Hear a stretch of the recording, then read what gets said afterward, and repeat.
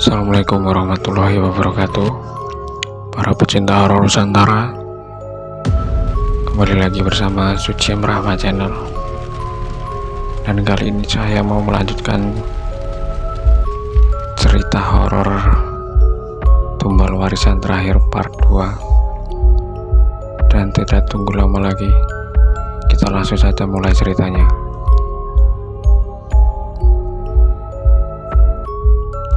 Awakmu kudu lunga saka kene, Nduk. Sing iso nyelametne uripmu ya awakmu dhewe. Kamu harus pergi dari sini, Nduk. Yang bisa menyelamatkan hidupmu ya kamu sendiri. Lemah suara Mbah Soko. Tubuhnya pun terasa lunglai, tak bertulang, menyesali semua yang terjadi pada putri bungsunya. Kumala sendiri masih terisak. Ada setitik penyesalan yang mengurat di wajah ayunya. Di samping kikil ketakutan yang lebih dominan. Sesuk bapak tak ngabari kakangmu. Mengko ben iso secepete ngeterke awakmu nganggo nelekmu. Besok bapak mau ngabari kakakmu, nanti biar bisa secepatnya mengantar kamu ke tempat pamanmu, ucap Mbah Soko. Setelah beberapa kali menghempaskan nafas beratnya, tubuhnya yang kurus sangat terlihat ringkih, ditambah ekspresi wajahnya yang tidak bisa ditebak semakin menampakkan beban berat menggelayuti jiwanya. Pak, opo aku rapekno ae karo Mas Jas, mungkin malah iso dadi apik kabeh. Pak, apa saya nikahkan saja sama Mas Jas, mungkin malah akan lebih baik semua. Selang sesungguhkan tangis, berucap mencoba memberikan solusi. Namun, bukan jawaban kalimat yang ia dapatkan, melainkan lototan bola mata menajam dari bapaknya. Apik kanggone sapa? Iki nek awakmu kepingin roh, ngopo bapakmu teka-tekate manggon nang omah gubuk kaya ngene, ninggal nek omah apik sawah kebon tegalan peninggalane mbahmu. Iku mergo merjuangke awakmu karo kakangmu. Nek gur mikir kebiare donya awakmu karo kakangmu rong tentu ijek ambekan. Baik buat siapa? Nih kalau kamu pengen tahu kenapa bapakmu bertekad menempati rumah gubuk seperti ini, meninggalkan rumah bagus, sawah, kebun ladang, peninggalan kakek nenekmu, itu karena memperjuangkan kamu dan kakakmu. Kalau cuma mikir mewahnya dunia, kamu dan kakakmu belum tentu masih bernafas. Sengit kali ini suara Mbah Soko, seperti ingin meluapkan kekecewaannya. Lemah iki omah iki hasil krengete bapak ibu asli, Nduk. Mergo bapak moh marisi bondone mbahmu sing oleh-olehane saka ngabdi nanggone Rahmi sak tekane ratri. Bondone iku bondo sing oleh saka ora apik, bondo sing dihasilke saka amise getih keluargane dhewe lan wong-wong gak salah. Iji untung mbahmu iki sadar saurunge bapakmu sing wis rengko iki dadi tumbale.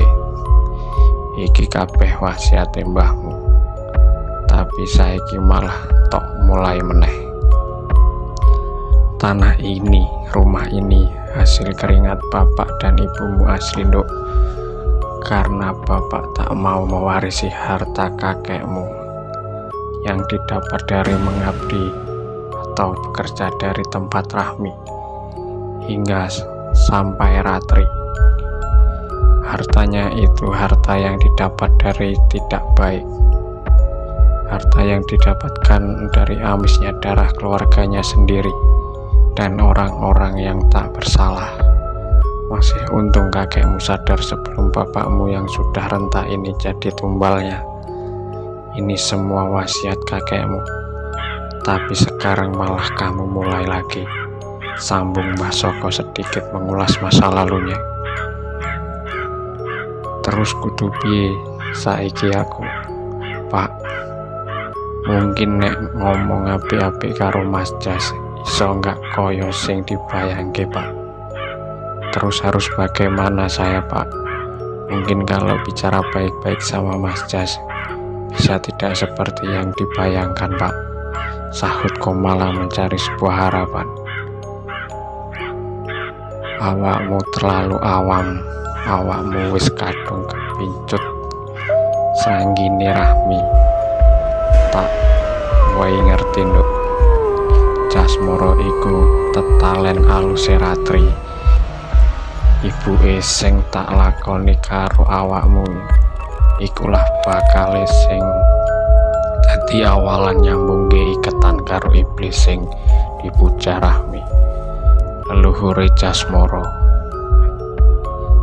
Sedang awakmu bakal didadekne lawang gerbo ketelu nang tanggal 13 sasi 7 mengko. Jasmoro seneng karo awakmu kuwi mergo awakmu ragil jejer pancer, dudu mergo seneng lahir batine. Awet Rahmi nyekutuni iblis alas gong, anak turune wis gak iso nduweni rasa tresna meneh karo sepadane menungso. Mergo jiwa ragane wis ketali karo sing dianut. Dadi percuma walau awakmu arep nekat rabi karo Jasmoro, sing enak malah ndawakno persekutuane. Kamu terlalu awam, kamu sudah terlanjur kebungkus tanda khususnya Rahmi. Harus kamu tahu nduk, Jasmoro itu tali sambungnya Ratri, ibunya. Yang diperbuat dengan kamu itulah bakal menjadi awal ritual tersambungnya ikatan dengan iblis yang dipuja Rahmi, leluhur Jasmoro. Sedangkan dirimu akan dijadikan pintu gerbang ketiga di tanggal 13 bulan 7 nanti. Jasmoro suka kepadamu itu karena kamu bungsu terlahir bertanda khusus, bukan karena suka lahir batinnya dari mulai Rahmi bersekutu dengan iblis di hutan keong. Anak keturunannya sudah tidak bisa mempunyai rasa cinta, sayang lagi dengan sesama manusia, karena jiwa raganya sudah terikat dengan yang disembah. Jadi percuma meskipun kamu mau nekat menikah dengan Jasmoro, yang ada malah akan memperpanjang persekutuannya, jawab Mbah Soko memberi penjelasan. Entah mengerti atau hanya sekedar didengar, Komala nampak tertunduk. Raut wajahnya sedikit berubah tempias, seperti tengah mempertimbangkan suatu pilihan. Blar blar krak krak. Pak, apa itu? Pak, apa itu? Pekik Komala yang tengah tertegun kaget mendengar suara seperti benturan keras dari atap luar berposisi tepat di atas kamar Mbah Soko. Mbah Soko yang ikut mendengar dan terkejut tak menjawab pekikan Komala. Dirinya bangkit dan bergegas keluar dari dalam rumah menuju halaman belakang. Gelap dan terasa sinung. Pertama dirasakan Mbah Soko. Sesampainya di sudut belakang rumahnya, pandangan langsung mengedar ke atas atap genting tempat sumber suara. Namun hanya awan hitam yang tertangkap pandangan matanya. Tak ada makhluk atau sosok apapun di atas atap genting. Berjamur di mana dengan jelas dirinya dan Komala mendengar suara burung kematian diserta benturan dari tempat itu. Enek apa, Pak? Ada apa, Pak? Tanya Komala yang sudah berada di ambang pintu. Gak enek opo-opo, paling ke rumahno lewat. Nggak ada apa-apa, mungkin cuma burung lewat, sahut Mbah Soko sambil terus menatapi sekeliling rumahnya.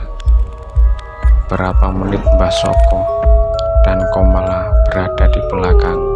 Setelah tak mendapatkan apa-apa, keduanya kembali masuk ke dalam. Namun baru saja Mbah Soko ingin masuk ke dalam kamarnya, buru-buru ia urungkan demi mendengar jeritan Komala kembali. "Ono apa, Nduk?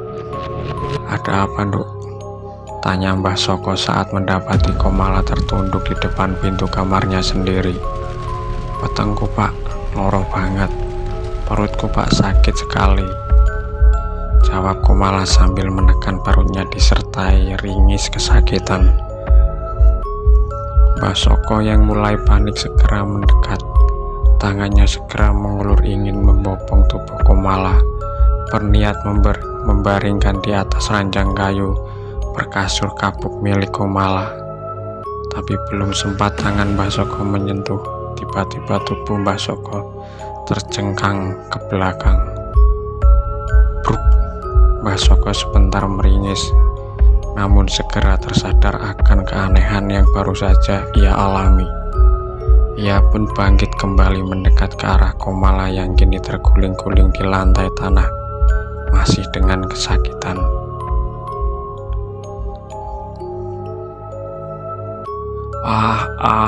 Pak, tolong." Iba dan tak tega rasanya Mbah Soko mendengar erang dan rintihan Komala. Meski tak tahu seberapa sakit yang dirasakan anak bungsunya, melihat dari raut wajah dan cucuran keringat yang keluar, Mbah Soko dapat memastikan rasa sakit luar biasa. Akan tetapi Mbah Soko tak dapat berbuat apa-apa. 3 dan diulangi sampai ke-4 kalinya, usaha Mbah Soko sia-sia. Kedua tangannya tetap tak dapat menyentuh tubuh Komala. Entah kekuatan apa dan dari mana, Mbah Soko masih belum mengetahui. Kepanikan Mbah Soko yang berlangsung puluhan menit dengan kejadian itu sedikit mereda kala Komala mulai berangsur diam dan mampu duduk menyandarkan punggungnya di dinding papan. Walau nafas terlihat masih tersengal, tapi rintihan dari bibir sudah tak terdengar. Mbah Soko kembali memberanikan diri mendekat, tapi lagi-lagi dirinya harus terjingkat dan menarik tubuhnya menjauh dari Komala. Kali bukan sebuah kekuatan yang menghantam tubuh ringkihnya, melainkan suatu suara lantunan gitungan nyaring dari arah depan ruang tamu. Mbah Soko tertegun sejenak, menyesapi kemerduan suara yang tak asing baginya. Suara dan kidung mencepat khusus untuk sebuah ritual yang telah lama tak ia dengar, kini tiba-tiba menggema di dalam rumahnya. "Srengi Sukmo," gumam Mbah Soko lirih sebelum kakinya berayun melangkah menuju arah suara.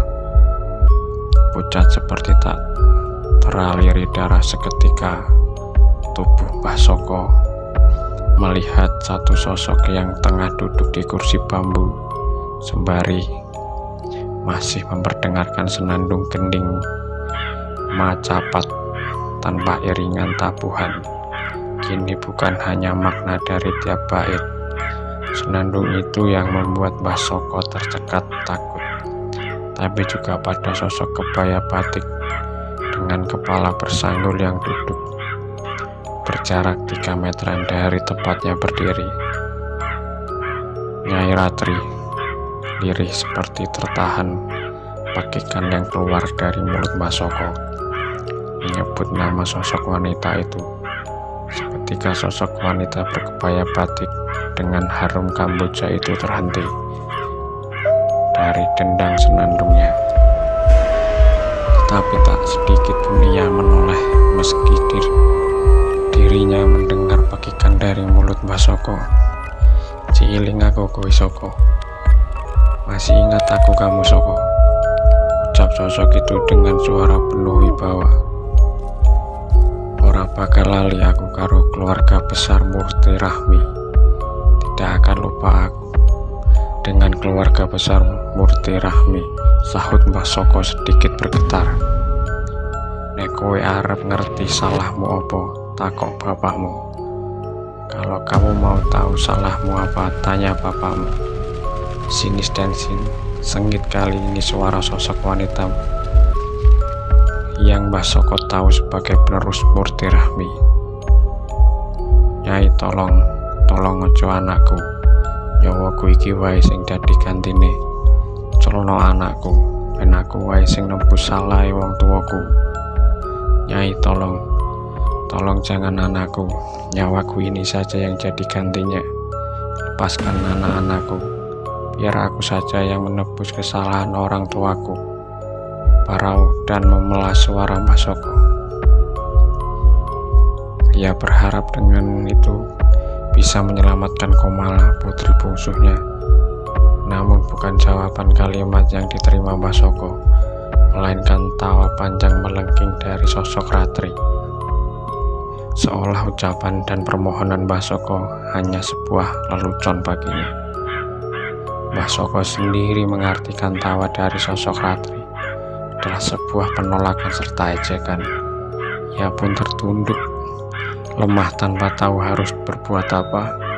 Jiwanya meronta ingin melawan, tapi tak mungkin ia sanggup. Apalagi pusaka pelindung satu-satunya warisan dari orang tuanya telah lenyap akibat perbuatan anaknya sendiri. Soko, nyawamu kuwi ora kanggo opo-opo. Sing tak butuhke getihe Komala kanggo mbayar kesalahane wong tuwamu biyen. Sakliyane kuwi, aku ora butuh iling-ilingan Soko. Tanggal 13 sasi pitu, anakmu tak cukup wani gawe perkara ra ono sing slamet sapa wae sing ijih mambu getih saka wong tuwamu. Soko, nyawamu itu tidak berguna apa-apa. Yang aku butuhkan darahnya Komala untuk membayar kesalahan orang tuamu dulu. Selain itu, aku tak butuh. Ingat-ingat Soko, tanggal 13 bulan 7. Anakmu saya ambil, berani berbuat masalah, tak akan ada yang selamat, siapa saja. Yang masih ada ikatan darah dengan orang tuamu. Jiwa dan batin Mbah Soko benar-benar terpukul mendengar ucapan disertai ancaman dari sosok Ratri. Ia tahu jika ucapan itu bukanlah sebatas ucapan di bibir belaka, namun lebih kepada kenyataan yang tertunai, seperti yang dirinya ketahui sejak dari zaman kedua orang tuanya dulu, masih mengabdi pada keluarga besar Murti Rahmi.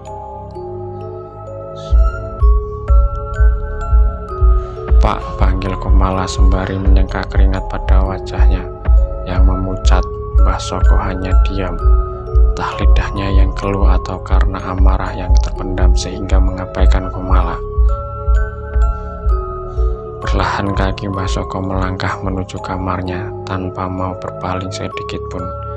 Di kepalanya terpenuhi kalimat-kalimat bernada peringatan dan ancaman yang tak main-main dari Trah Murti Rahmi. Mbah Soko benar-benar tak terjaga. Sedikit pun malam itu gelisah, takut, ngeri, menggumpal menyatu dalam dirinya. Sampai akhirnya saat bola panas dunia mulai menyembul menampakkan kegarangannya, Mbah Soko baru keluar dari kamar. Tak ada kalimat apapun ketika dirinya berjalan keluar rumah.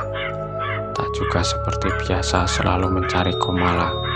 Ketika pagi menjelang, Mbah Soko terus melangkah sampai melewati 2-3 rumah tetangganya, hingga tiba pada rumah paling ujung perbatasan dengan hamparan sawah. Barulah dirinya berhenti, sedikit ragu saat bibir Mbah Soko ingin mengucap salam. Namun ketika terbayang wajah anak-anaknya, sebaris kalimat salam itu pun meluncur dari mulutnya. Soko, kini mlebu Soko, sini masuk. Ucap satu suara serak dari seraut wajah tua seumuran Mbah Soko. Setelah menjawab salam, membukakan pintu. Dengar isuk gasik ngene tekan kene, awakmu enek perkara apa? Gak biasanya pagi buta gini kamu sampai sini. Ada perkara apa? Tanya lelaki sang pemilik rumah saat keduanya telah duduk berhadapan. Perkara nyawa, Kang. Mula aku rene njaluk tulung amrih apike kepiye. Perkaranya nyawa, Kang. Karena itulah saya kesini minta tolong untuk kebaikan. Bagaimana? Jawab Mbah Soko dengan suara parau. Lah opo ono sangkute karo Murti Rahmi? Lah apa ada sangkut pautnya dengan Murti Rahmi? Iya Kang, mau bengi ratri menyambangi aku, ra kena ditahan, kau malah kudu dijiko nang tanggal 13 sasi pitu besok. Iya Kang, dadi malam rati menemuiku tak bisa ditahan, kau malah harus diambil pada tanggal 13 bulan 7 nanti.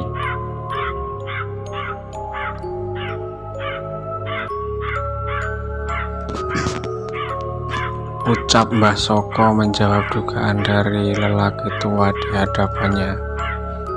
Angel nek wis urusan karo keluarga iku, aku yo ora iso apa-apa. Mung isone andum ndonga lan nyaranke ae, kok malah kudu mbok lungakne. Sulit kalau sudah berurusan dengan keluarga itu. Saya juga tidak bisa apa-apa, hanya bantu doa dan menyarankan. Kok malah harus kamu bawa pergi? Ujar lelaki tua yang berkaos dalam putih dengan setelan sarung kotak-kotak. Nek aku sing nggawa lunga gak iso Kang, tetep ketemu mbuh nanti wae le aku lunga. Misal koli sing takon jiko piye menurutmu Kang Waris? Kalau saya yang bawa pergi nggak bisa Kang, tetap ketemu biar dimanapun saya pergi. Misal kolis yang saya suruh ambil, bagaimana menurutmu Kang? Sejenak lelaki tua biasa dipanggil Mbah Waris terdiam.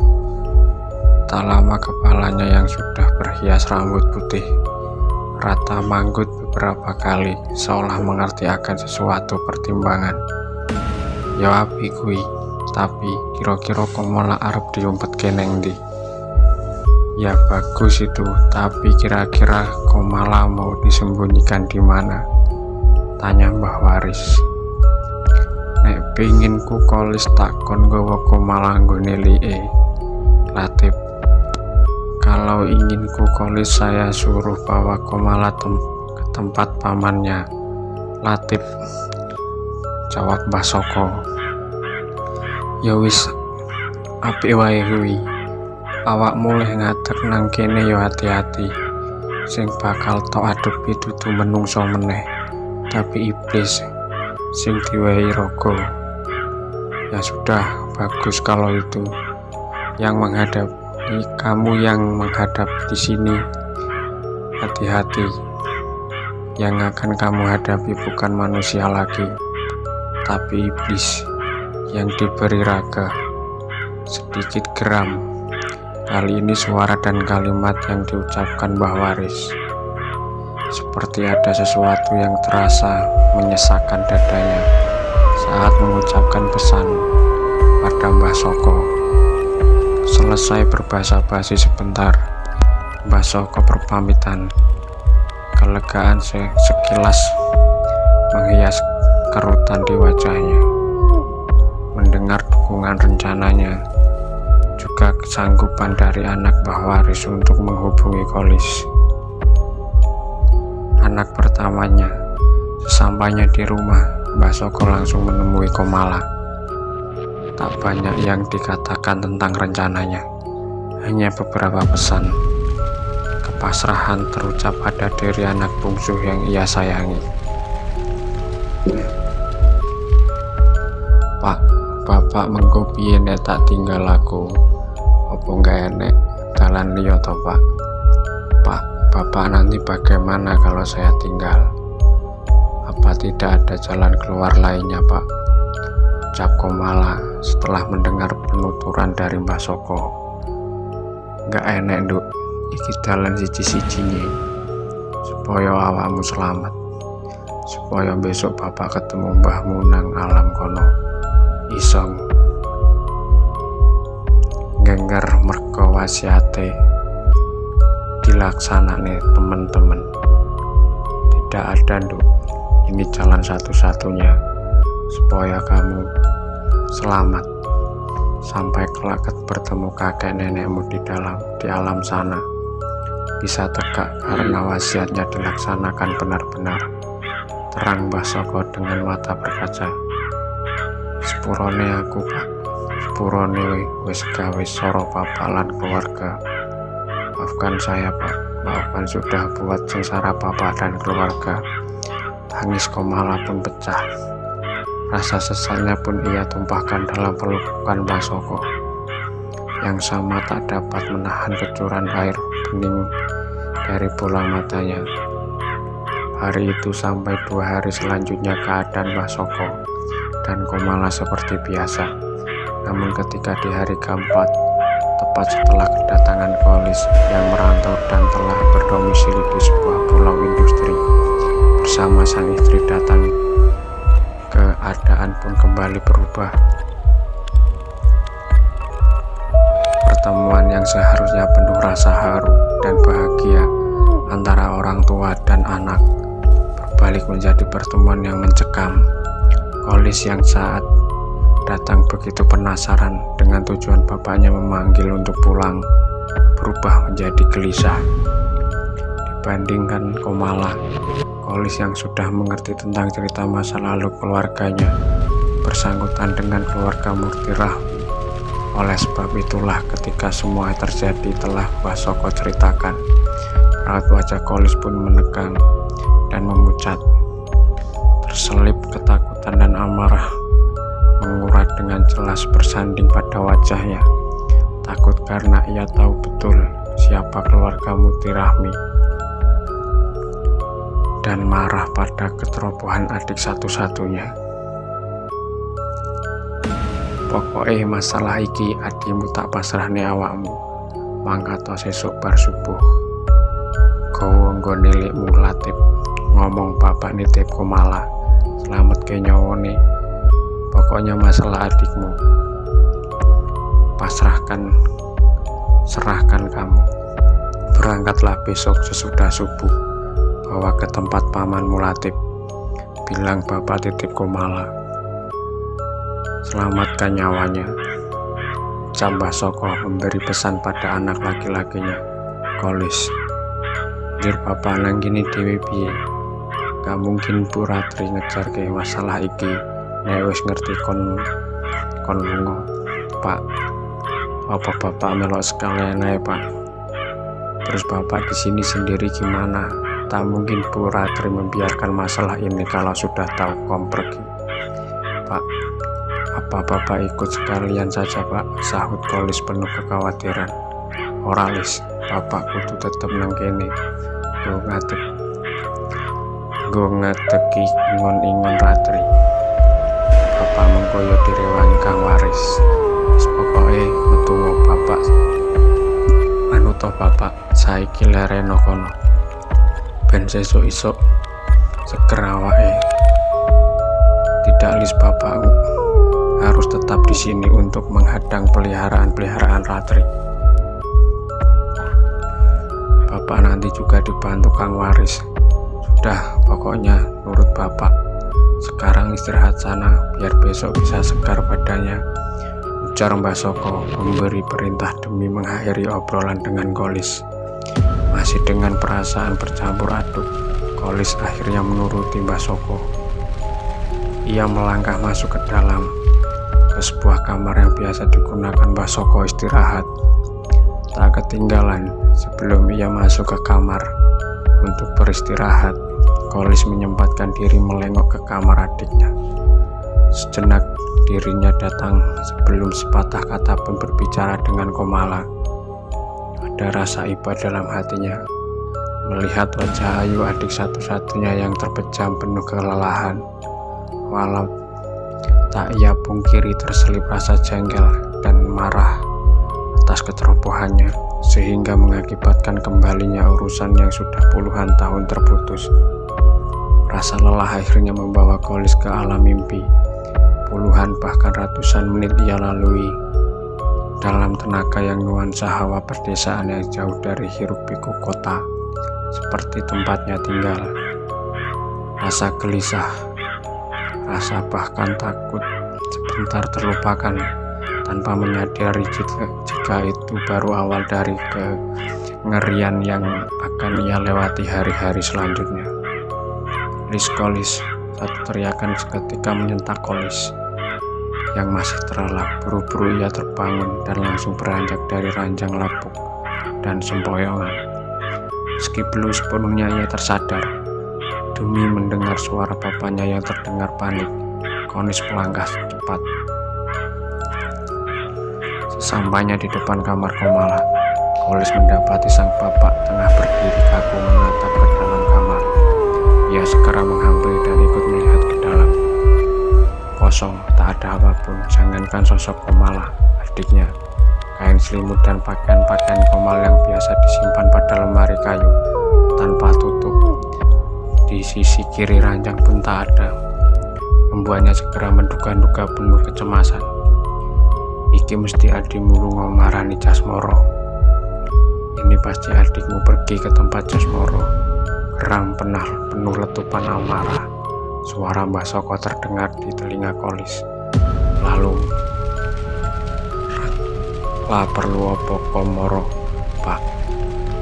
La perlu apa kom kesana, Pak?" tanya Kolis penuh kecemasan.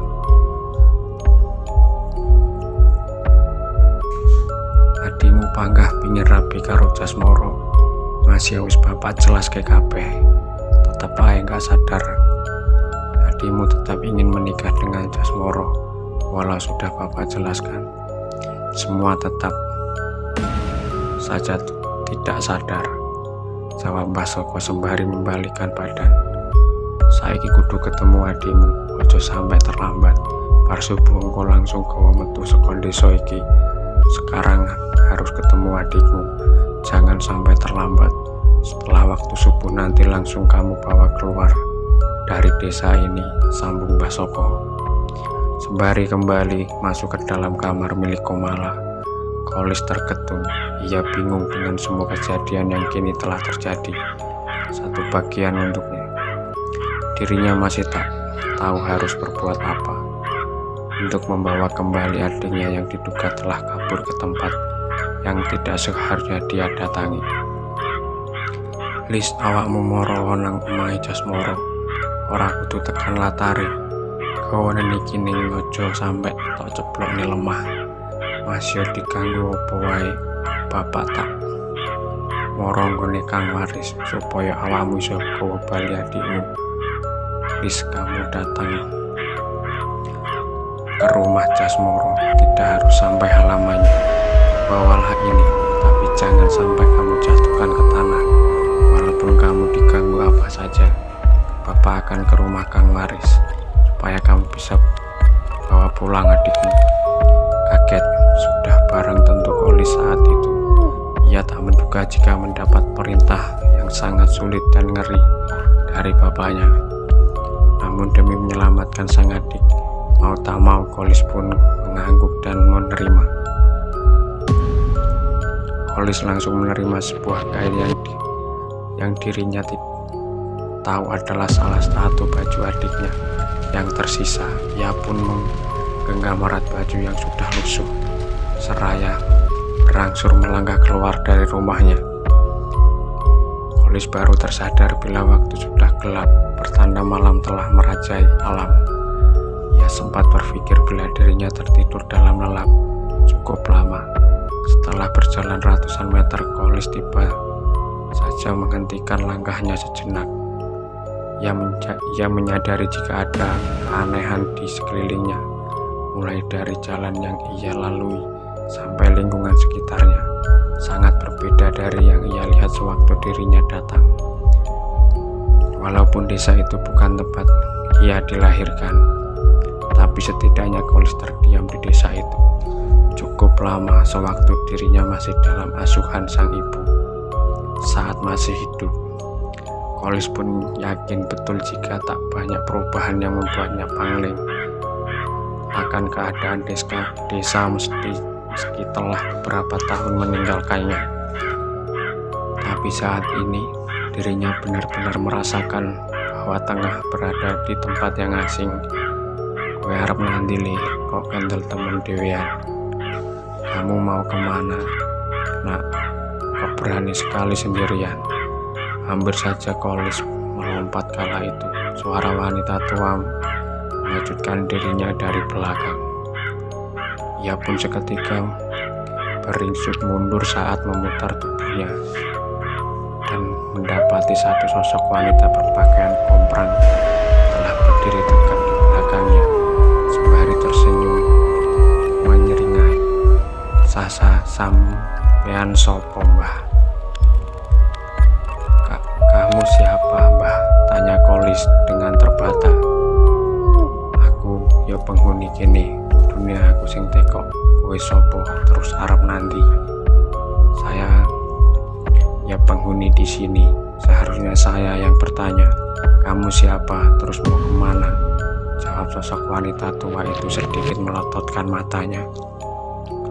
Kolis terdiam di samping rasa heran. Ia juga mulai tersusupi rasa takut, apalagi saat matanya melihat dari kilatan cahaya obor berwadah bambu yang ada di tangan kiri sosok wanita tua di hadapannya. Tampak keanehan dari wajah sosok itu. Wajah tok tanggepi, terus melaku Kolis. Jangan ditanggepi, terus berjalan Lis. Satu bisikan tegas nyaring menusuk telinga Kolis. Ia pun terperanjat kaget kala tahu suara itu adalah suara bapaknya sendiri. Kolis akhirnya mengembalikan badannya, mengabaikan sosok wanita tua yang menggapai-gapaikan tangannya seolah ingin memamerkan kuku-kuku runcing panjang dan hitam. Lembab seakan tak bersuara hawa dirasakan Kolis ketika dirinya semakin melangkah jauh.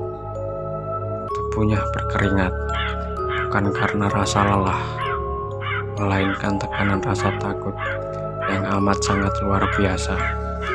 Ingin rasanya Kolis saat itu berbalik dan kembali, namun teringat keselamatan sang adik dan pesan dari sang bapak. Kolis menguatkan tekadnya. Pelan dan tak ada suara langkah kaki. Kolis yang harus menyusur jalan lurus tak berlubang, walau terlihat gelap, tapi Kolis seolah tertuntun. Ia sama sekali tak kesulitan menerobos kabut-kabut tipis yang menutupi jarak pandangnya. Setiba Kolis di sebuah gapura besar berhias ukiran naga melingkar. Ia terdiam sejenak, menatapi tiap bangunan gapura yang baru pertama dilihatnya, dan dirinya rasa begitu sempurna. Ojo delok moto naga kuwilis, mlebu rasa gagas opae sing ana nang ngarep utawa samping-sampingmu. Cepet, waktumu ora akeh. Jangan kamu lihat mata naga itu, Lis. Masuklah.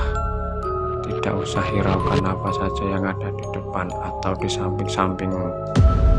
Cepat, waktumu tidak banyak. Kembali Kolis terjingkat saat suara bapaknya membisik di telinganya. Hal itu pun menyadarkan Kolis jika kini dirinya tak sendiri di tempat itu. Di depannya tampak beberapa orang berwajah pucat, pasi, tengah menatapinya. Seketika tubuh Kolis merinding, apalagi saat ia menoleh. Di kanan kirinya puluhan pasang mata juga sedang menatap padanya dengan tatapan kosong. Bukan hanya merinding akan wajah dan cara mereka memandang, tapi juga juga akan aroma tubuh mereka yang kental antara perpaduan kapur barus dan juga bunga kamboja. Ojo mbok gagas mlebu saiki, jangan kamu hiraukan, masuk sekarang. Lagi satu sentakan suara membulatkan keberanian Kolis. Ia pun melangkah meski lututnya terasa lemas dan gemetar.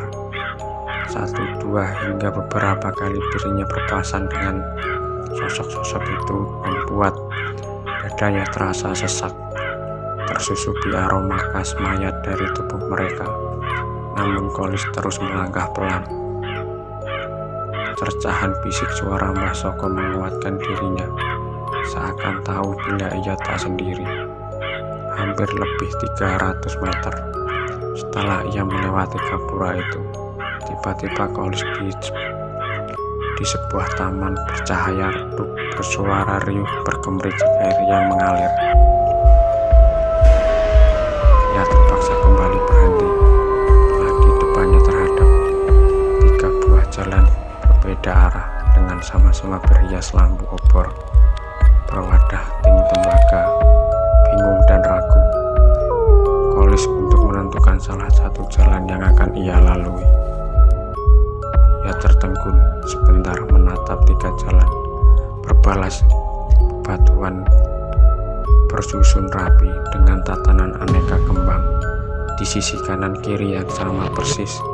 Namun tak lama Kolis akhirnya memilih jalan di sisi kanan.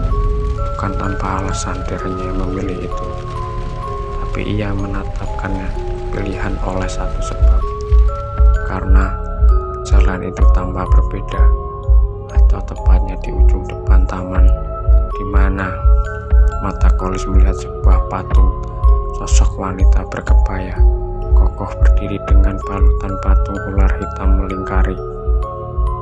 Kowe kudu cepat mlebu mrono Lis, gawa adikmu sadurunge acara serengginan rampung. Bapak karo Mbah Waris mek sanggup ngawal tekan kene. Sakbare bapak serahne awakmu, ojo lali tunggu Lis. Kamu harus cepat masuk ke situ Lis. Bawa adikmu sebelum acara sengkrinan ritual rutin selesai. Bapak sama Mbah Waris cuman sanggup ngawal dari sini. Setelahnya bapak serahkan dirimu. Jangan lupa berdoa Lis. Satu bisikan sekali lagi menguatkan juga meluruhkan jiwa Kolis. Sebab dari kalimat itu Kolis sadar jika satu kakinya sudah melangkah melewati jalan itu, maka dirinya harus berusaha sendiri. Beriring lantunan doa dalam hati, Kolis pun mengayunkan kaki kanannya menampak jalan bebatuan hitam yang tersusun melewati barisan aneka kembang setinggi perut, menembus kepulan asap tipis dari corong obor berjejer rapi. Puluhan menit Kolis berjalan sembari menahan degupan jantung yang tak beraturan. Keringatnya deras mengucur, walau tempat itu dirasa segitu sejuk olehnya. Tak ada apapun sedari Kolis melangkah melewati jalan itu, membuatnya sedikit mempercepat langkah, berharap bisa segera menemukan sang adik. Namun ketika dirinya tinggal berjarak 3 meteran dari patung sosok wanita berkebaya tersebut, tubuhnya melemah, kedua kakinya serasa tak bertulang, terpaku diam tanpa mampu bergerak. Surupati debur ing wening-wengi iki, sebaris bait lantunan tembang beriring bekon pelok tiba saja terdengar begitu dekat. Dirasa Kolis seolah berada tepat di samping kirinya, semakin membuat tubuhnya kaku, pucat tak berdarah. Alunan pelok bekon mengiringi tembang Jawi kuno, sayup dan semakin lirih, menggema di telinga Kolis. Tak lama suara itu mengabur menjauh dan hilang dari pendengaran Kolis. Sebentar Kolis menoleh di kiri dan kanannya, namun hanya hembusan angin serta gemericik air dan lingkaran kolam tak lebar mengalir mengalir mengelilingi patung sosok wanita berwajah tak asing baginya. Tubuh Kolis berangsur pulih setelah sebentar, bagai mati rasa.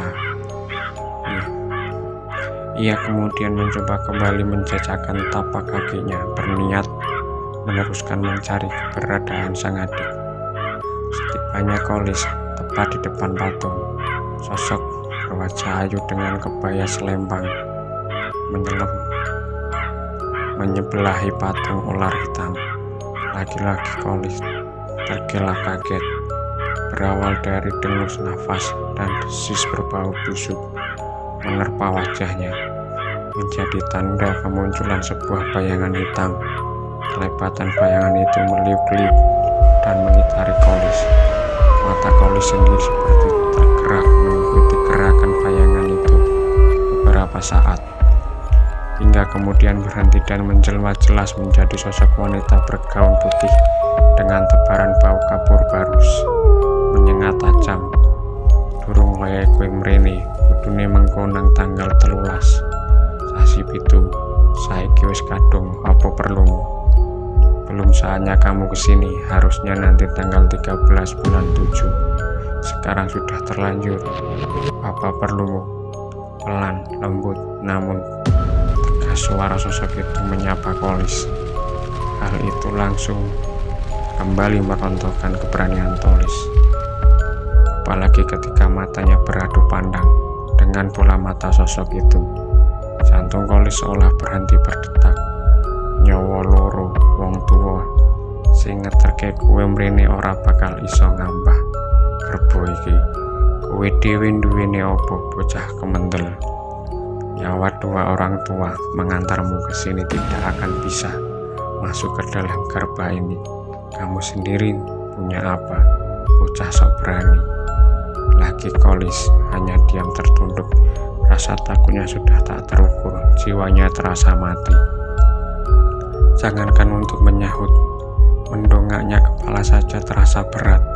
Kawanan rene kuwi sing tok cangking, bakal metu utuh awakmu nek kowe manut. Bahwa kesini itu yang kamu pegang akan keluar utuh anggota badanmu kalau kamu nurut. Mendengar ucapan sosok wanita itu bernada perintah disertai ancaman. Kali ini Kolis tersentak.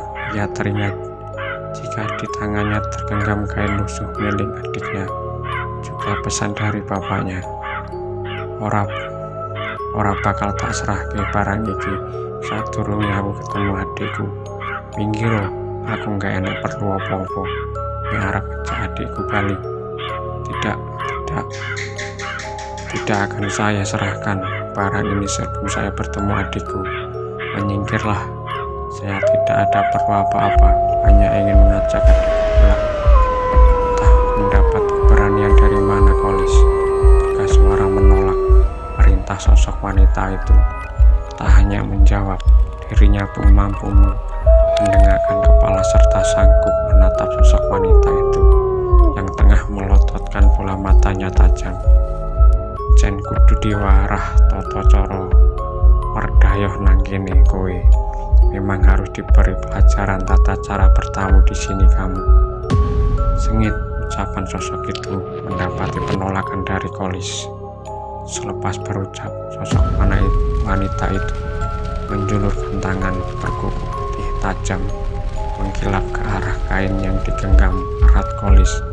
Ia berniat merebut paksa, namun sebelum tangan sosok itu sampai, tiba-tiba ia menarik mundur bersamaan tubuhnya yang ikut bersingsut. Ora saiki waktune. Janji ben bocah kuwi gawa adine bali. Tetengenku ora bakal ilang. Bukan sekarang waktunya.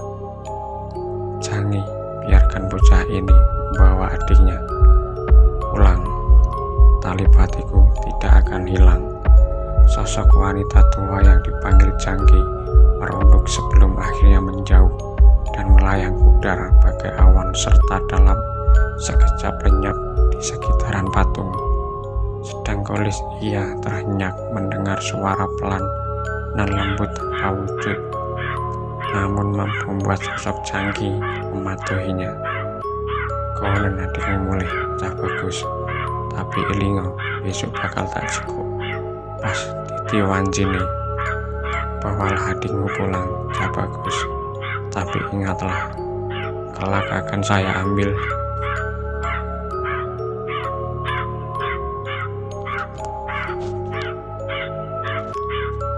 Mendengar suara itu, Kolis kembali tertegun.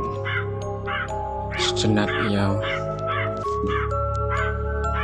menelah kalimat bernada perintah, juga sebuah pesan dari sosok tak berwujud yang ia yakin adalah seorang wanita, tapi belum mengerti maksud yang terkandung di dalamnya.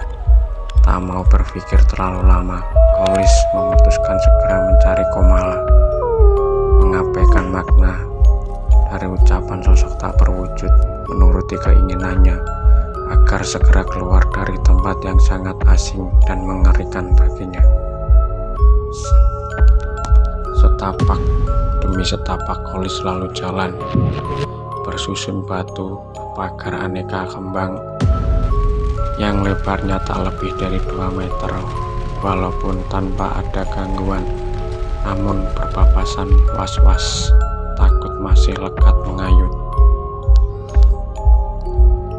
Kelokan demi kelokan terus Kolis susuri 3 buah jembatan kecil tanpa pegangan pun Kolis telah lewati. Namun sejauh itu ia belum menemukan tanda-tanda keberadaan Komala, hingga sampailah Kolis di ujung taman dengan sebuah gapura kecil melengkung. Ia disambut hamparan tanah luas yang terdapat puluhan gundukan tanah, layaknya sebuah tempat pemakaman. Kolis ragu untuk melewati gapura kecil dan masuk ke area berhawa sinung di depannya. Sekilas Kolis mengadarkan pandangan, mencoba mencari keberadaan Komala, tapi hanya siutan-siutan awan tipis dan angin-angin yang sepintas terlihat seperti bayangan saling berlompatan tertangkap matanya. Kolis yang mulai berkindik ngeri akhirnya membalikan tubuhnya melangkah cepat, segera ingin mencari di tempat lain.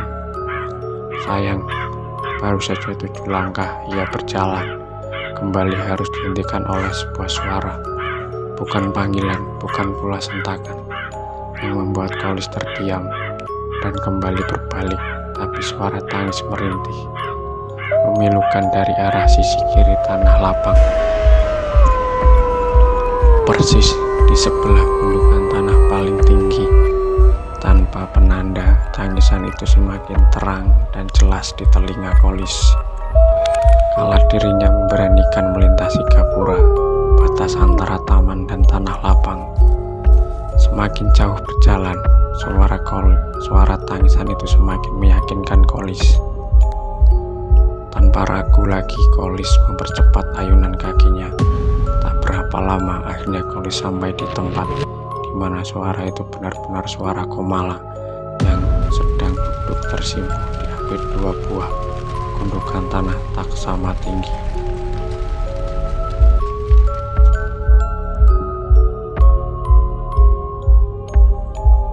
"Duk, ayo bali.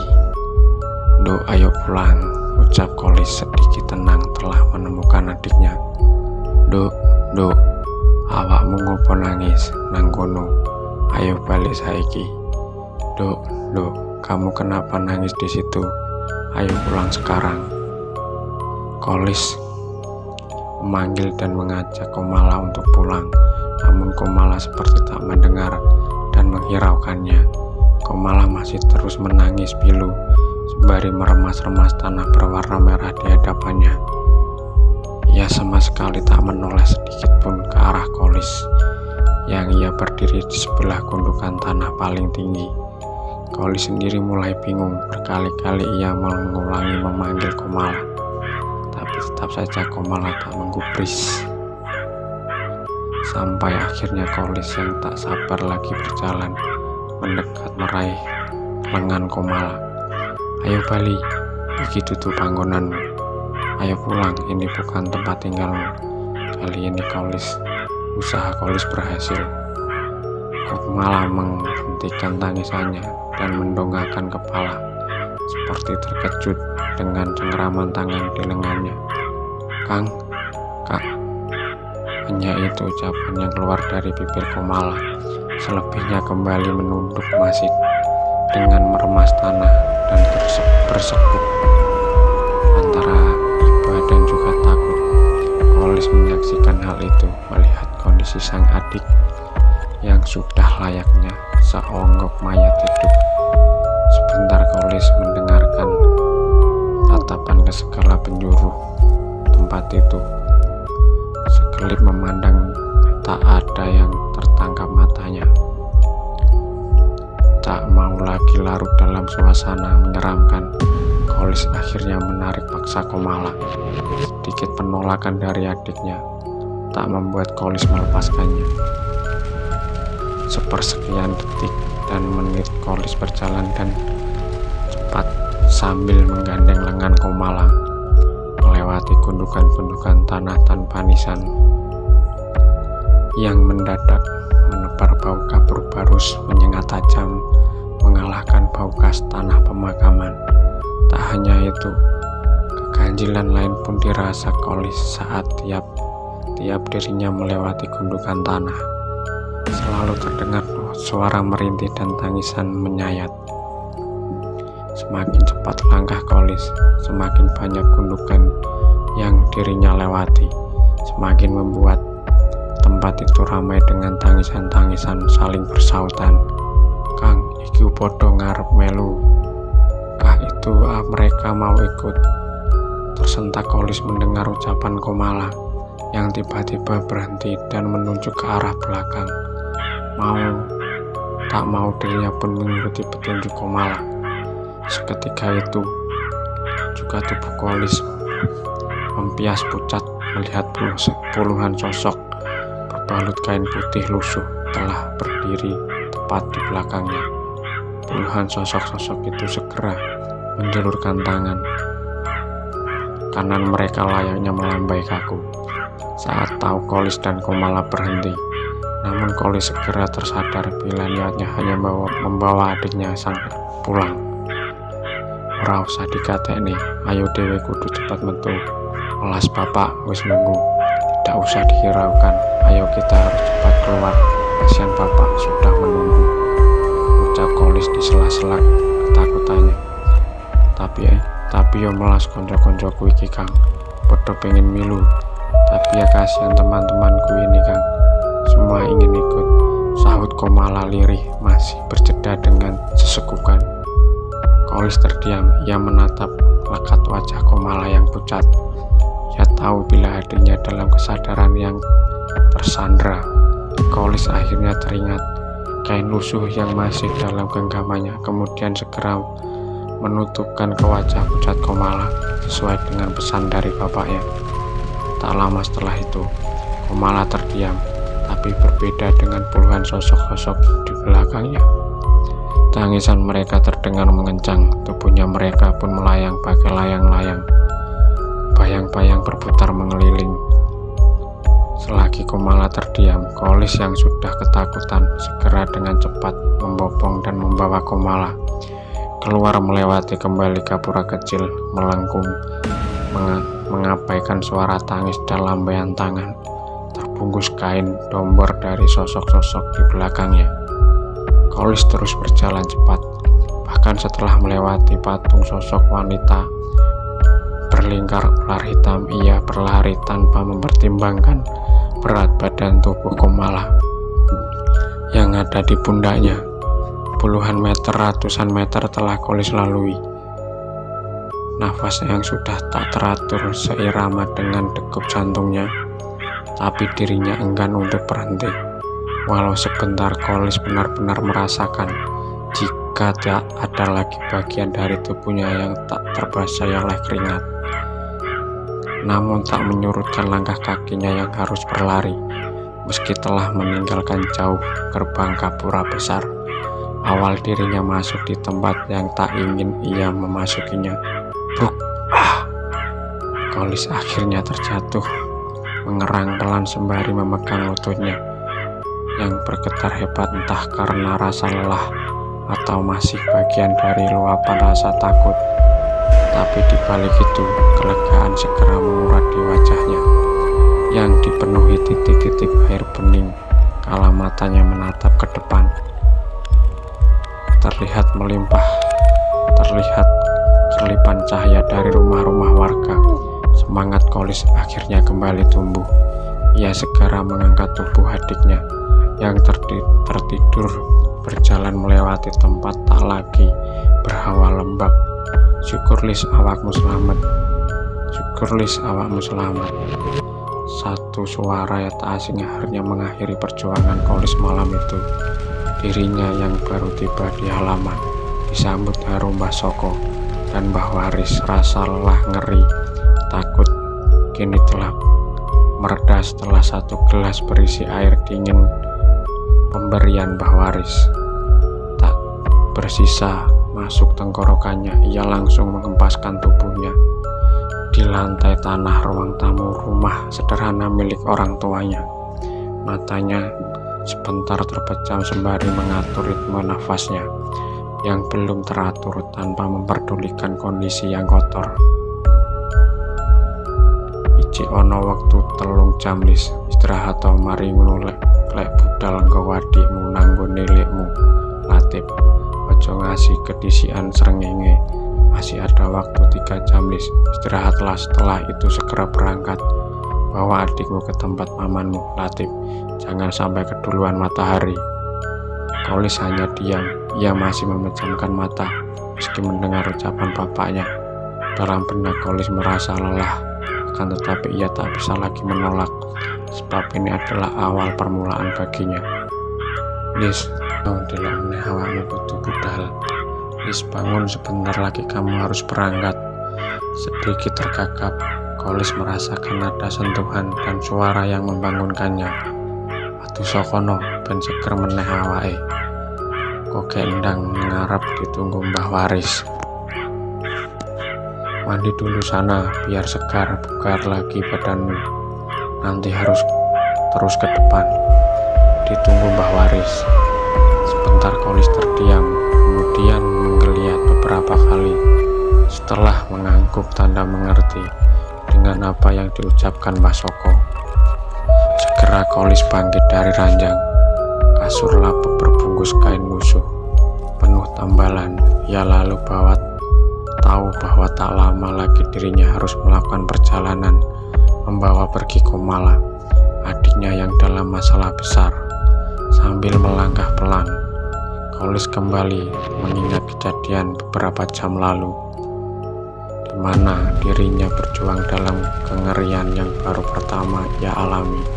Membayangkan semuanya, Kolis seketika merinding ngeri. Jiwanya masih menyisakan rasa takut, walau telah lepas dari keangkeran kediaman Rahmi Murti. Guyuran demi guyuran air dari cakupan gayung terbuat dari tempurung kelapa langsung membasahi tubuh tegap Kolis.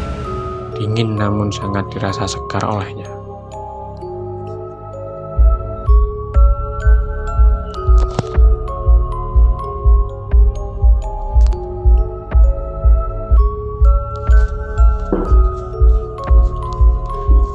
Satu, dua, tiga, basuhan kembali, dan lagi gayung di tangan Kolis meraup air dalam kentong bulat terbuat dari tanah liat.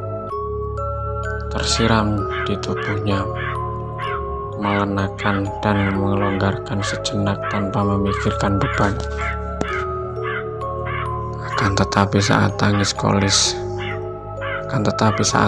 Kolis mengusapkan tubuh ke bagian atas tubuhnya untuk yang kedua kalinya, mendadak sabun itu terlepas dan jatuh ke dalam gentong air yang jernih dan masih tersisa setengahnya.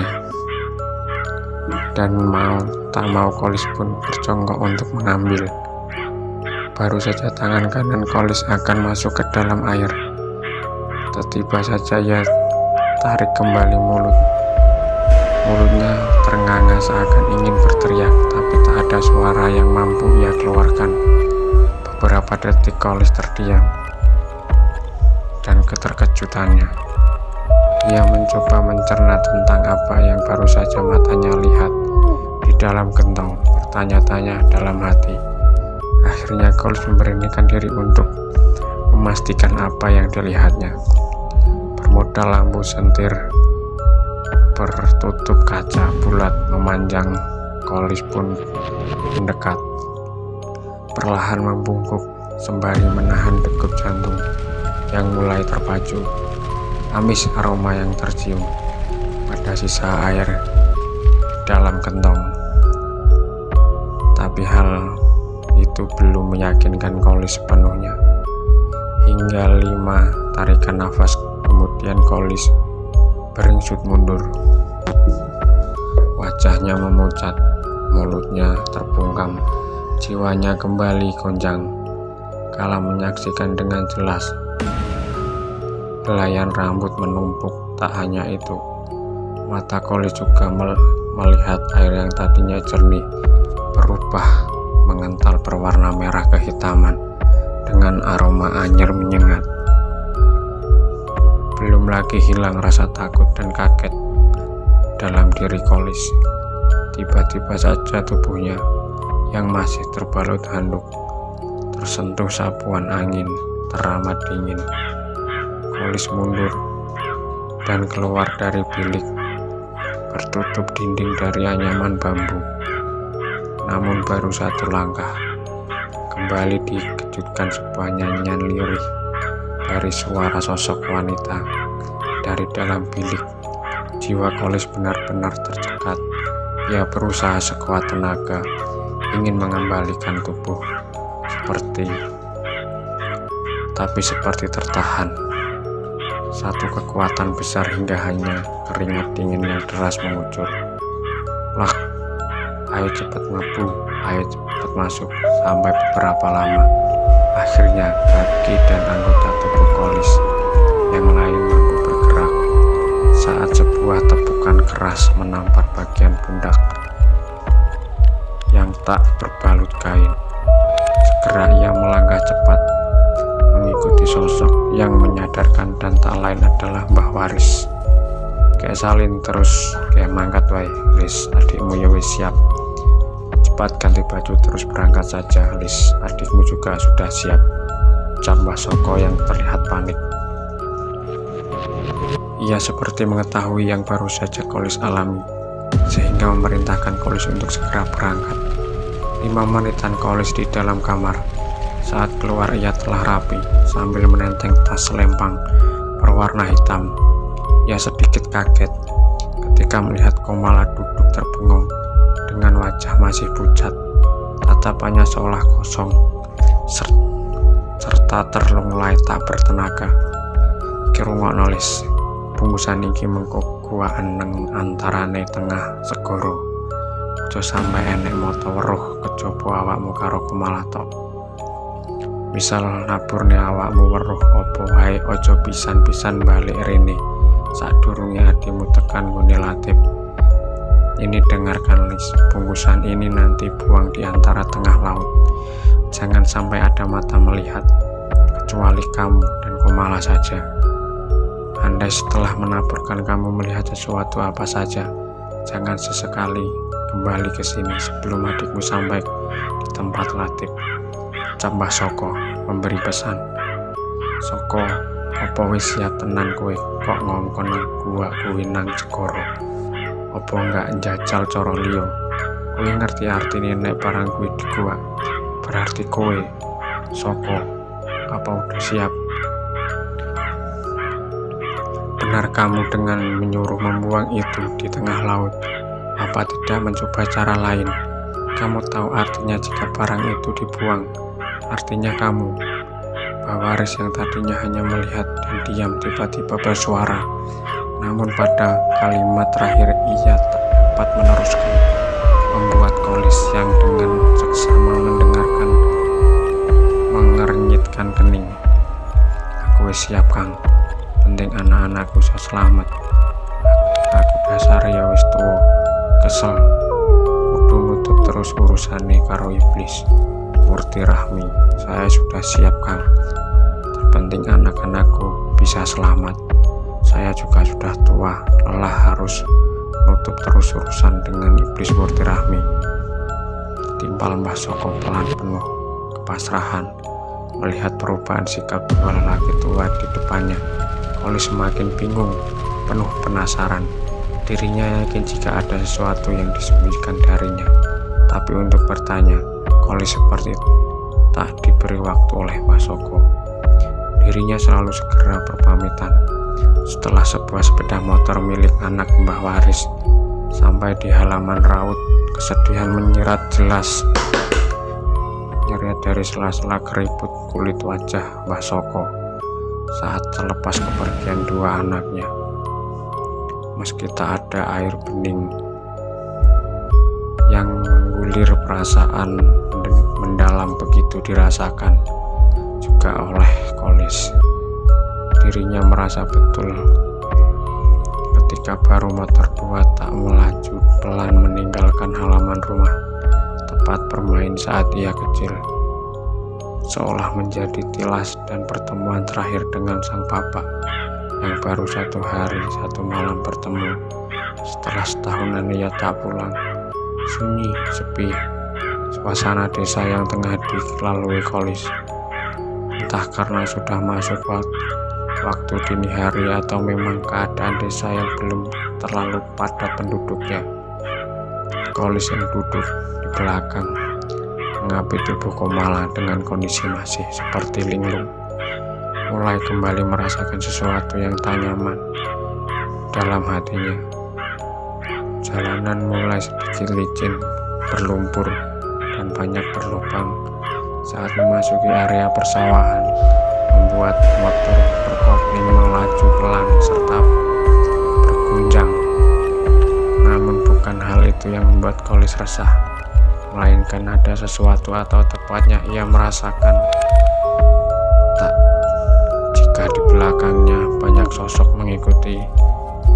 Sesekali Kolis menghilangkan wajah, merasai satu gesekan angin lembut menyembur di leher belakang, tetapi ia tak melihat apapun. Keadaan itu berlangsung selama dalam perjalanan menuju sebuah tempat terang dan ramai. Hiruk-pikuk para pedagang lalu lalang pemberi dan penjual jasa memenuhi ibu kota kabupaten tempat di mana ia dibesarkan. Setelah berbasa-basi mengucapkan terima kasih, Kolis memapah Komala masuk ke sebuah ruangan tempat penjual tiket bus yang akan mengantarkan menuju ke kediaman sang paman Latif. Hari pun mulai terang. Tepat saat matahari mulai muncul dengan congkak, sebuah bus besar dan panjang melaju pelan ke arah tempat Kolis. Hanya menghabiskan segelas kopi hitam, bus itu pun kembali meneruskan perjalanan dengan membawa puluhan penumpang, termasuk Kolis dan Komala yang duduk di bagian sedikit belakang. Dentuman musik dari DVD yang terpasang di depan bakal mengiringi perjalanan Kolis selama berbelasan jam. Dirinya yang sudah beberapa kali mendatangi rumah Latif tahu dan hafal jalanan serta suasana di dalam bus. Tapi untuk kali ini dirinya benar-benar tak bisa menikmati seperti sebelumnya. Beberapa kali Kolis menghempaskan nafas berat sambil menoleh ke arah Komala yang terpejam dengan menyadarkan kepala di bagian pinggir kaca bus.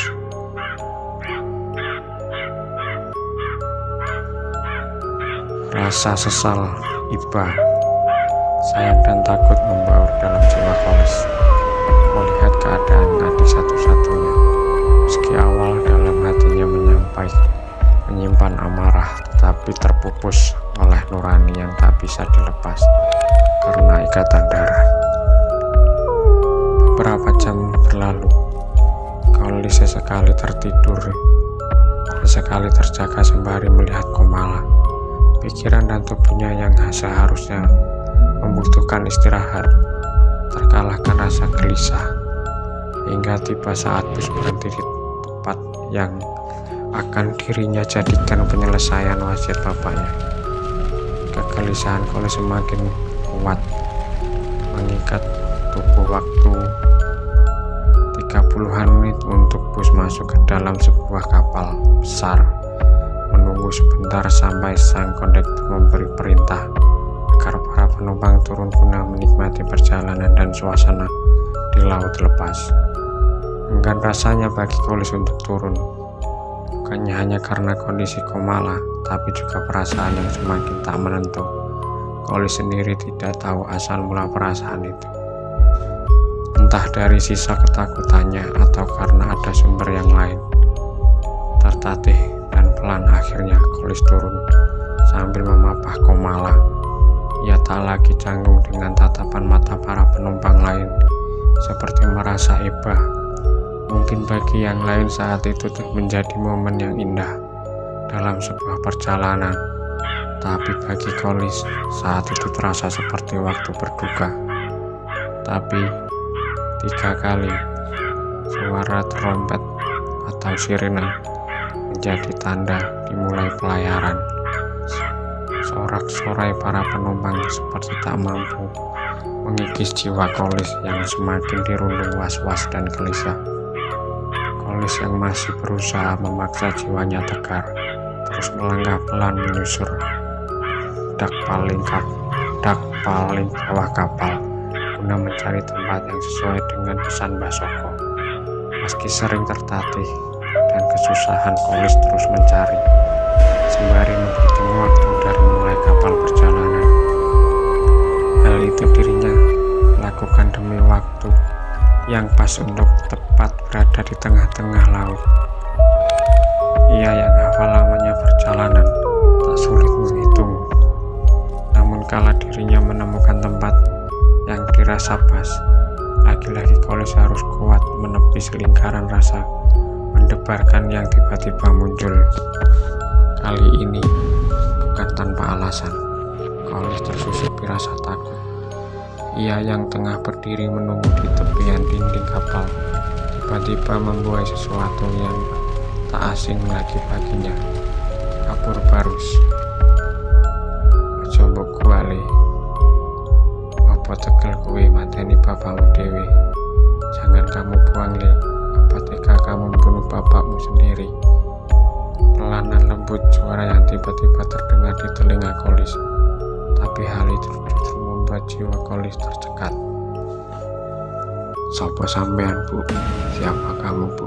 Tanya Kolis, sedikit terserak demi menutupi rasa kagetnya terhadap kehadiran sosok wanita, tapi bertapih kain jarit dengan panduan sanggul menghias indah di kepalanya.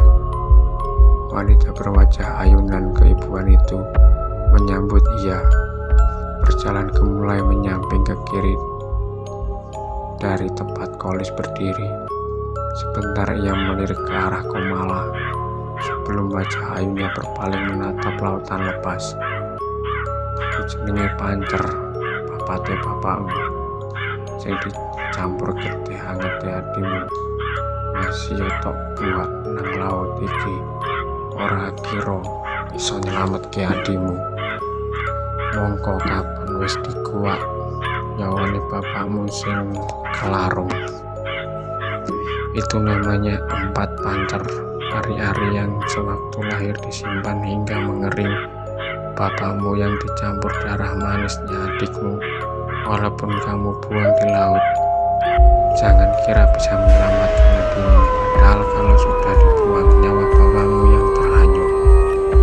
Singkat namun mampu menggetarkan jiwa Kolis. Penjelasan dari wanita berbaju rendak panjang bermanik-manik hitam dengan aroma kapur barus khas mayat menyebar di tubuhnya. Percaya ora percaya, iku sing bakal kedaten. Percaya tidak percaya, itu yang akan terjadi. Sambung wanita berkulit putih bersih, mencoba meyakinkan Kolis. Selintas pikiran Kolis mengambang. Keraguan yang mulai menyusup menghantarkan pikiran Kolis tentang firasat sedari awal meninggalkan rumah bapaknya. Akan tetapi di saat kebimbangannya hampir menguasai, sekelebat kalimat pesan dari bapaknya muncul terngiang.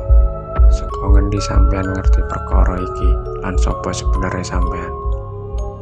Dari mana kamu tahu masalah ini dan siapa sebenarnya kamu?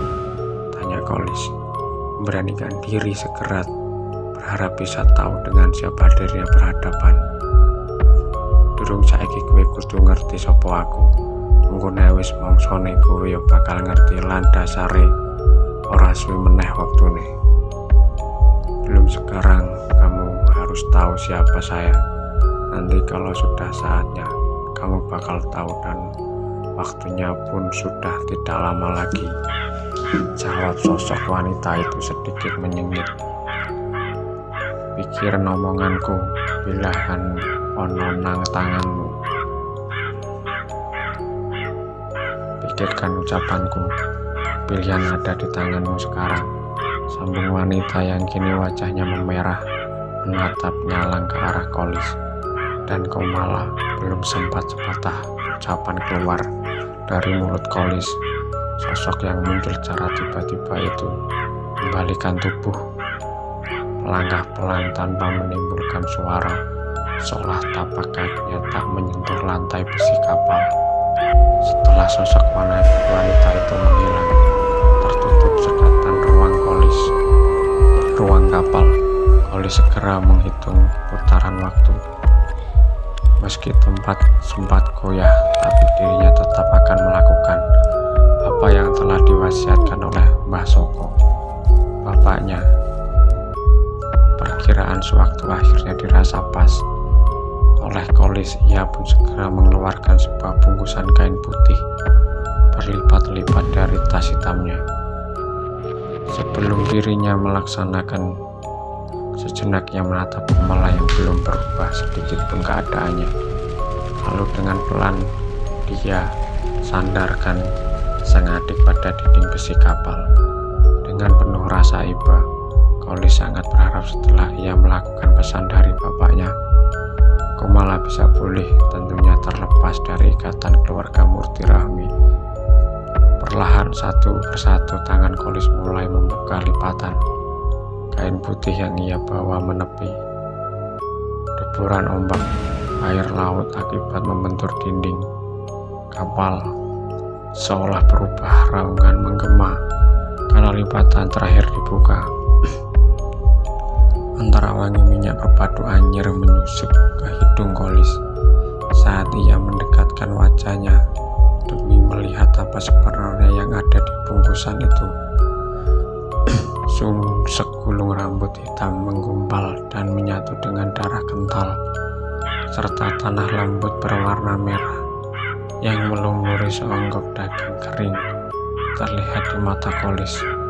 Setelah dirasa tepat di tengah-tengah laut keberadaannya, Kolis tanpa ragu segera membuang gulungan rambut dan menaburkan tanah beserta gumpalan seonggok daging itu.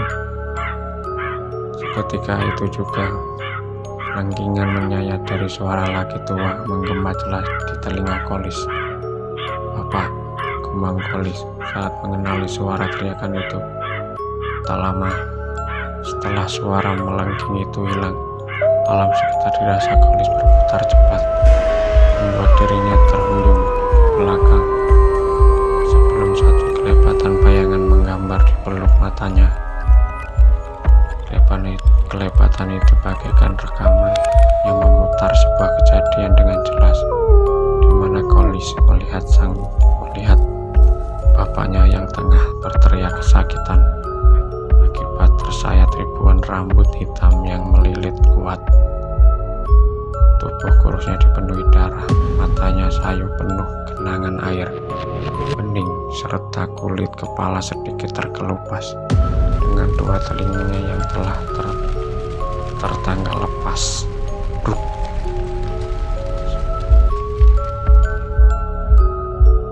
Hempasan yang mendorong kuat tubuh Kolis akhirnya mengakhiri bayang-bayang kepergian kengerian yang dialami Mbah Soko. Entah itu benar yang terjadi atau hanya bayangan semata, tapi bagi Kolis, hal itu membuatnya sangat terpukul. Ini rasanya saat itu ia kembali ke desa tempat bapaknya tinggal untuk memastikan. Namun lagi-lagi teringat pesan-pesan bapaknya yang tak boleh dilanggarnya. Hanya harapan beriring doa dalam hati sanggup Kolis lakukan. Ia kemudian bangkit setelah menyeka keringat di wajahnya yang pucat. Kembali ke tempat dirinya menyadarkan Komala. Sesampainya Kolis di tempat Komala, hal aneh kembali terlihat. Bila dalam puluhan jam yang lalu adiknya hanya terbengong, kini terlihat seolah baru tersadar dan kembali seperti Komala yang dirinya kenal. "Kang," satu ucapan dari bibir Komala yang langsung meyakinkan Kolis jika yang kini di hadapannya adalah Komala yang telah kembali. "Awakmu wis sadar, Nduk?" "Kamu sudah sadar, Nduk?" tanya Kolis, setengah girang meluapkan sejenak kejadian yang baru saja dialami. "Aku kena opo, Kang? Terus iki Dewi saiki nanti?" "Saya kenapa, Kang? Terus ini sekarang lagi di mana?" balik Komala bertanya, yang terlihat bingung. "Dewi nang kapal, Nduk, arep dolan nggon Lek Latif. Kita di kapal, Nduk, mau main ke tempat Paman Latif," sahut Kolis datar. "Loh, lah bapak nanti, Kang? Apa nggak melu?" Lah bapak di mana, Kang? Apa nggak ikut?" Kali ini pertanyaan Komala tak mampu langsung dijawab Kolis.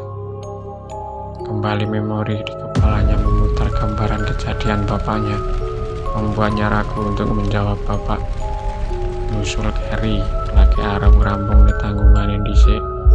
Bapak nyusul belakangan, lagi mau merampungkan tanggungannya dulu, jawab Kolis. "Aku ngerti, Kang. Apa tanggungannya Bapak?" "Saya tahu, Kang." "Apa tanggungan Bapak?" timpal Komala. "Maksudmu?" sahut Kolis sembari mengerutkan kening. "Ya, tanggungannya Bapak ki urusan masalah karo Mas Jas." "Iya, tanggungan Bapak itu urusan masalahku dengan Mas Jas." Tugas Komala sinis. Kolis sendiri terperanjat mendengar ucapan Komala. Ia tak menyangka bila adiknya masih teringat Jasmoro, lelaki satu-satunya dalam sebuah keluarga dan juga calon pewaris tunggal Trahmurti Rahmi. Oke teman-teman, sampai di sini dulu ceritanya untuk Tumbal Warisan terakhir part 2. Kita lanjut part 3 untuk malam berikutnya. Dan jangan lupa untuk bantu like, komen, dan subscribe tentunya teman-teman. Oke, sampai di sini dulu teman-teman. Assalamualaikum warahmatullahi wabarakatuh.